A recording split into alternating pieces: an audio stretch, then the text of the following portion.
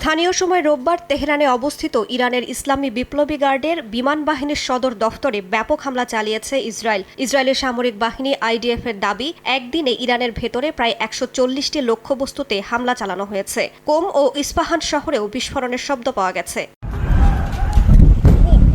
এর আগে তেহরানের কয়েকটি জ্বালানি ডিপোতে হামলা চালায় তেল আবিব। ওই হামলার পর ঘণ্টার পর ঘণ্টা আগুন জ্বলতে দেখা যায়। বিষাক্ত ধোঁয়ায় ঢেকে যায় তেহরানের আকাশ। সেই ধোঁয়ার প্রভাবে শহর থেকে কয়েক ডজন মাইল দূরেও কালো বৃষ্টিপাত দেখা যায়। শ্বাসকষ্টে ভুগছেন বাসিন্দারা। ইসরায়েল ও যুক্তরাষ্ট্রের হামলায় আহতদের দেখতে হাসপাতালে যান ইরানের প্রেসিডেন্ট মাসুদ পেজেশকিয়ান।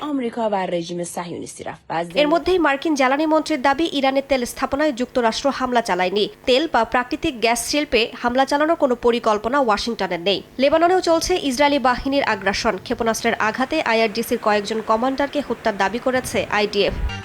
গরমে দাপাদাপি। ঘরের চালের স্থায়ী সমাধান আনোয়ার সিমেন্ট শীট। এদিকে ইসরায়েলে চালানো ইরানের ক্ষেপণাস্ত্র হামলায় রাজধানী তেল আবিবে ক্ষয়ক্ষতির চিহ্ন স্পষ্ট হয়ে উঠছে। এই হামলায় ক্লাস্টার ওয়ারহেড ব্যবহার করা হয়েছে বলে ধারণা করা হচ্ছে। হামলা অব্যাহত রয়েছে উপসাগরীয় দেশগুলোতেও। ইরানের ড্রোন প্রতিহতের দাবি করেছে সৌদি আরব ও সংযুক্ত আরব আমিরাত। ইরাকের ইরবিলে বিকট বিস্ফোরণের শব্দ পাওয়া গেছে। জর্ডানে মার্কিন ঘাঁটি লক্ষ্য করেও হামলা চালিয়েছে ইরানের সেনাবাহিনী জানিয়েছে দখলদার ইসরায়েল আবারও জ্বালানি স্থাপনায় হামলা চালালে এই অঞ্চলের অন্যান্য দেশের তেল ডিপো ও জ্বালানি অবকাঠামোতে হামলা চালানো হবে। এদিকে ইরানের সরকারের বিরুদ্ধে কোনো ধরনের হামলায় অংশ না নিতে ইরানি কুর্দিদের আহ্বান জানিয়েছে সিরিয়ার কুর্দিরা। মার্কিনিরা বিপদে ফেলে চলে যাবে বলে সতর্ক করেছে তারা।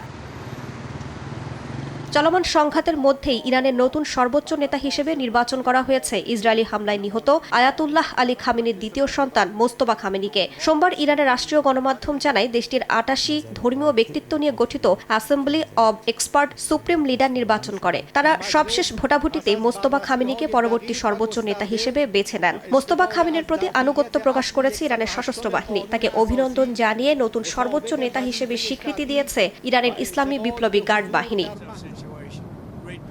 এদিকে যুক্তরাষ্ট্রের অনুমোদন ছাড়া ইরানের নতুন সর্বোচ্চ নেতা বেশি দিন টিকবে না বলে হুঁশিয়ারি দিয়েছেন মার্কিন প্রেসিডেন্ট ডোনাল্ড ট্রাম্প। রাইসা জান্নাত, সময় সংবাদ।